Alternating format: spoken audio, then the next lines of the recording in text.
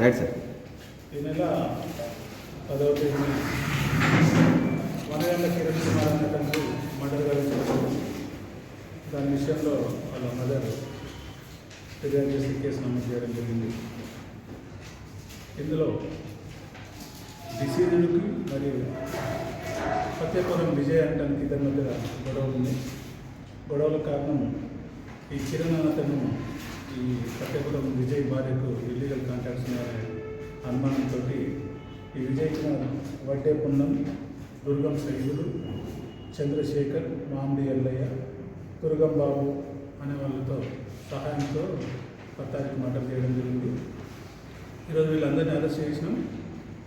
వాళ్ళ నుంచి ఒక షిఫ్ట్ డిజైన్, 4 కత్తులు, 4 మోటార్ సైకిళ్ళు, 8 సెల్ ఫోన్లు సీజ్ చేయడం జరిగింది. ఈరోజు వీళ్ళందరినీ కోర్టులో పెట్టించారు.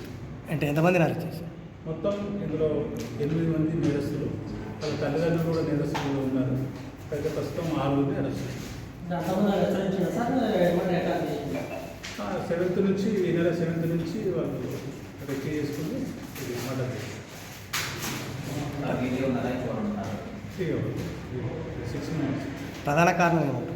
ప్రధాన కారణం కేవలం అక్రమ సంబంధం, సత్యపురం విజయంతో భార్యతో ఈ కిరణ్ కుమార్ సంబంధం ఉందనే అక్రమ సంబంధం అనేది ముఖ్య కారణం.